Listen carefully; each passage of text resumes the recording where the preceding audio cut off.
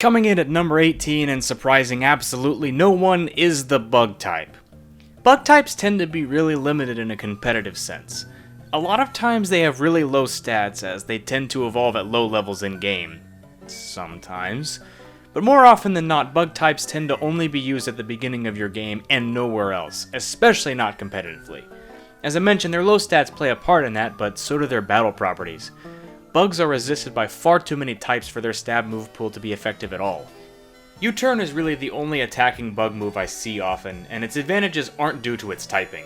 After all, having a physical version of Volt Switch that can be learned by a wide variety of Pokemon, many of them not being bug type, is the advantage, not the bug typing itself. Sticky Web users do hold a certain niche, basically giving your team an anti-tailwind for the other team, but besides that, as far as strategy attacks go, I'd much rather use Tail Glow, which isn't learned by very much. Also, I think the bug type designs are kind of repetitive. Gen 9 tried to change that, but they made none of the new bugs good in battle. Seriously, when I first saw Spidops, I thought it was a middle stage evolution, but no, it's fully evolved, and that just bothers me. Even its stats suggest it should get an evolution at some point, but no. Overall, I think bug types are severely limited by stats, which could be balanced out by having a really good move pool or good battle properties, but instead, the type is made worse by those aspects, not better.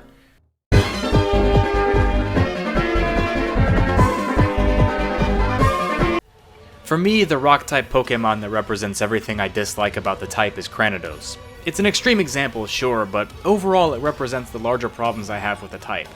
The type has a high attack stat, which is fine, but it's less useful than having a high special attack stat because of things like Burn and Intimidate. A lot of the heavy-hitting rock types tend to have low speed and either low defenses which make that problem worse, like Cranidos, or high defenses that still don't matter due to Rock's numerous weaknesses to common attack types like Fighting, Ground, and Water. In a nutshell, Rock is the type that is completely antithetical to my playstyle.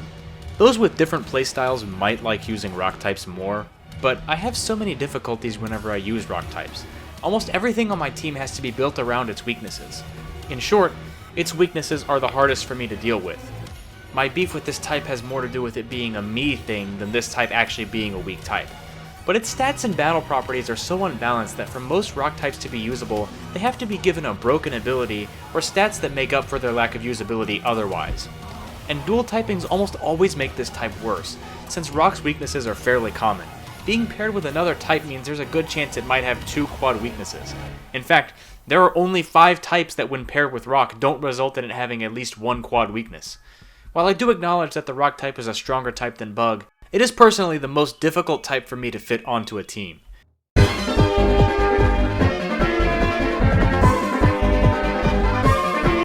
Ice is the definition of a glass cannon type. It has low defenses, high attack, only resists itself, has 4 weaknesses, is resisted by 4 types, but is also super effective against 4 types. If you like hitting stuff hard and don't care if you can take a hit or not, this is the type for you. Unfortunately, since I like more balanced traits in the Pokemon I use, I almost never use ice types in battle. And I think most people agree, since whenever people make lists of this sort, I almost always see ice at or near the bottom. It's very difficult to find any redeeming qualities this type has that aren't negated by a terrible aspect. The move Ice Beam, while nice, can be learned by a wide variety of Pokemon, meaning you get the benefit of hitting 4 types for super effective damage without the drawback of, actually having to use an ice type in battle. A fact that's really telling about this type is that the first box legendary to spend time outside Ubers was an ice type. Granted, that was due to a lackluster physical move pool, but still. This type demands very much of your attention when team building, as most of the rest of the team will often spend time covering this type's weaknesses. Ice is often paired with water, and in most cases, when it is, that Pokemon is worse for having the ice type added on, especially when there's really no reason for it, like with Cloyster.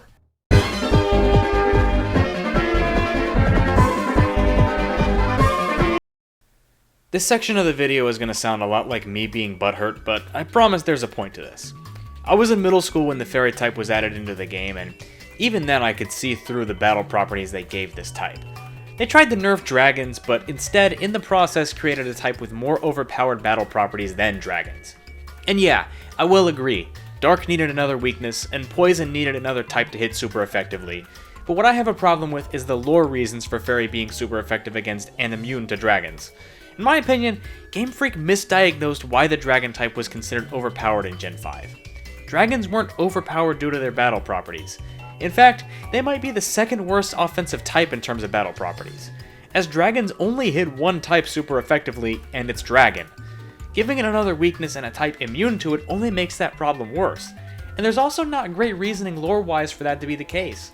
Instead, I believe Fairy and Dragon should have been the only two types that are super effective against each other, because it solves the Dragon offensive problem while still nerfing it defensively. But as for Fairy type on the defensive side, the two weaknesses of Poison and Steel are what really irk me. They picked the two most defensive types in the game with very uncommon offensive attacks. Yeah, I know Sludge Bomb is a thing, but Fairy is commonly paired with Steel, making that even less of a factor. And even with all of that said, I rarely use Fairy types in battle, because even though their stats are skewed towards special defense, Game Freak keeps trying to make offensive Fairy types a thing, while the defensive ones tend to have low stats in general. So the only good Fairy types tend to have playstyles that are antithetical to how the type was meant to be played, and I just think it speaks to how little thought was put into designing this type's mechanics.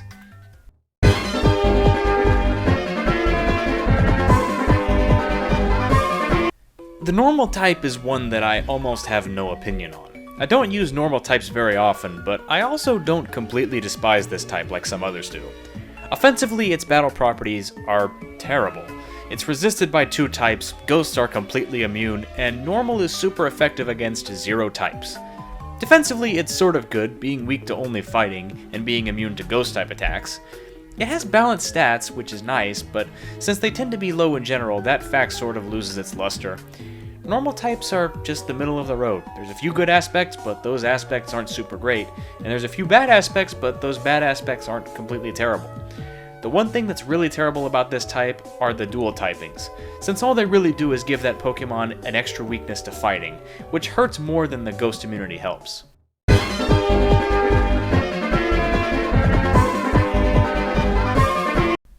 My guess is that a lot of people expected this type to be higher on the list, but really I think the negatives of this type outweigh the positives.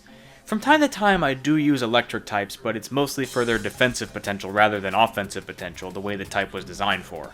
After all, the two highest stats of this type are speed and special attack, which, if there ever was a heavy hitting type I would like using, that sounds like the spread it would have. But I often find that the electric types I'm drawn to are the ones like Rotom Wash, Lantern, and Tapu Koko, which you would generally think is offensive, but I just use it as a toxic staller since it gets access to Roost.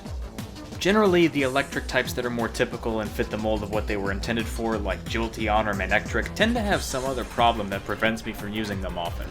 And of course, a huge portion of electric types are just Pikachu clones, and they tend to have stats too low for anything I previously mentioned to matter. It's nice that electric types only have one weakness, but that type is also immune to electric, and more types resist electric than are weak to it, which limits the offensive potential the type had in the first place. Like Fairy, the electric type has some good aspects, but those aspects don't really pair well with the problems it has.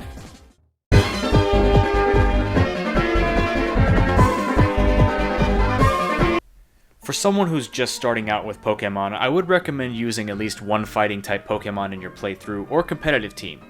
Fighting types are easily one of the most versatile types in the game thanks to their stab move pool. You got physical attacks like Drain Punch, Superpower, and Close Combat. You've got good special attacks like Focus Blast and Aura Sphere, and you've even got some good strategy attacks like Bulk Up and Detect. Chances are, there exists a fighting type that fits your playstyle, no matter what that playstyle is.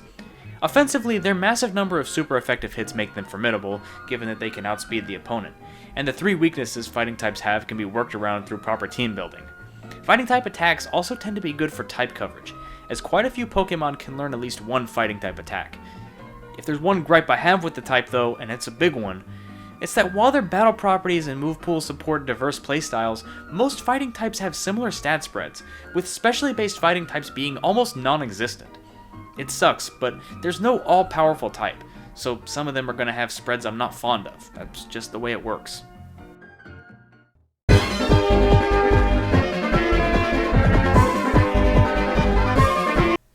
Honestly, I'm kinda shocked that Grass ended up as my least favorite of the starter types, given that I usually pick the Grass starter in most of my playthroughs. I guess I just enjoy them more on an individual level than as a whole. Grass to me is the type that flourishes the most in supporter roles, and I usually try to put at least one grass type on every team I build because they're really just that effective in supporter roles. Offensively, they tend to not be great, which can turn certain types of players off to grass types immediately, but the proof is in the pudding with grass types, and the strategy attacks this type can make use of, like Synthesis, Aromatherapy, Leech Seed, and Strength Sap, really do help this type at its best. Now, the reason this type is so low is obviously the fact that it has limited offensive potential. Partially due to stats, and partially due to super effective hits being types with already not great defenses. But I'm not asking for every type to be an offensive powerhouse. The stats don't match the move pool with grass types. On average, attack is grass's highest stat for some reason, but typically grass move pools are either more defensively based or more specially based. Pokemon like Sawsbuck and Lurantis can benefit from their physical move pools, but my best grass types have often gone against the grain statistically. My typical go-tos for grass types are Tangrowth, Roserade, and Venusaur, since they excel better at what I try to do strategically. But there's no reason for grass to be resisted by 7 types in Week to 4. That alone, regardless of stats, can make them hard to use. In that respect, grass types are rock types with better move pools that allow for better strategy.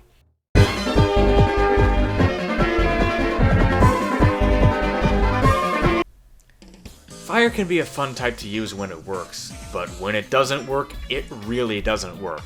My typical fire type strategy is to get something on the field that has the drought ability, and then either with that same Pokemon or with another fire type on my team, use Solar Beam, as fire's weaknesses are the exact same 3 types grass is super effective against. Aside from that admittedly techie strategy, fire is a pretty straightforward type. It's essentially like a special version of the fighting type. Really high special attack and pretty terrible defenses. Most fire types, in addition to having really cool designs, also have pretty good move pools. There's almost a fire type attack for everyone, with many different secondary effects. In addition, one of the best status inducing attacks in the game. Part of the reason I don't like physical attack as much is because of how common burns are, which cut your attack stat in half. But as good as those upsides are, fire is so low because of the lack of versatility. Chances are, if you see a fire type on someone else's team, you know what it's there to do, and it's pretty easy to plan accordingly if you're well equipped enough to deal with it.